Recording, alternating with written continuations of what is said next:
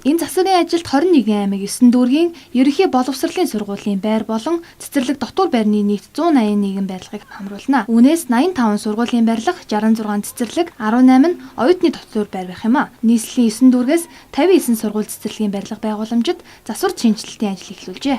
За нийт бол 181 засварын ажил эхэлснээс эхлэх ёстойгоос харил иш олчод байна. Нэгэн барилгыг засварын ажил хийх ёстойгоос одоо бол 50% барилгын засварын ажил эхэлсэн. 20% нь бол тендер зарлах шатанда, 30% нь бол барилгуудын маань тендерийн явцдаа явж байна.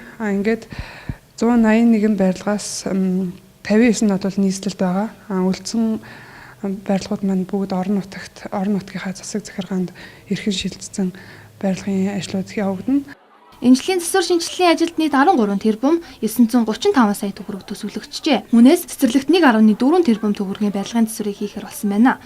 Боловсрол шинжилгээ ухааны яамны барилга захиалагчийн албаны хүний хэлж байгаагаар бүх засварыг хичээлийн жилийн нээлтээс өмнө хийлгэж дуусгахаар хяналт тавин ажиллаж байгаа гэж хэллээ.